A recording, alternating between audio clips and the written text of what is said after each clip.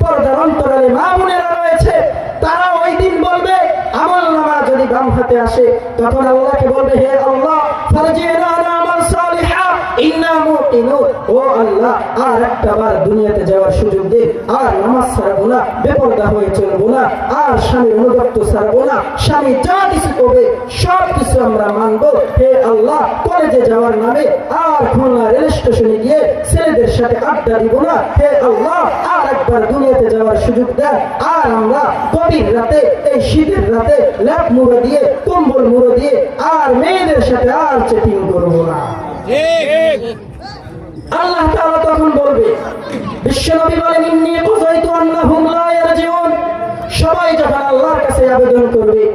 আল্লাহ রাসূল বলেন আল্লাহ তখন বলবে ইন্নী কুযাইতু আন্নাহুম লা ইয়ারজিউন, ও আমার বান্দা বান্দীরা এই সিদ্ধান্ত আমি আগেই নিয়েছি, এই সিদ্ধান্ত আমি আগেই নিয়েছি, দুনিয়াতে দ্বিতীয়বার আর কোন মানুষকে পাঠানো হবে একবার আর ফস করেন বলছে আর ফস করেন আর ফাঁসি করবেন। হ্যাঁ, একবার পাঠানোর দায়িত্ব আমার ছিল, একবার পাঠাইছি, আসছেন আমালা তোমরা ভালো আমল নিয়ে আমার কাছে আসো নাই, যতই আবেদন করো না কেন আর আবেদন কবুল করা হবে না, দুনিয়াতে দ্বিতীয়বার আর যেতে পারবা না, বদ আমল নিয়ে আসছো, এখন তোমার স্থান হবে জাহান্নাম।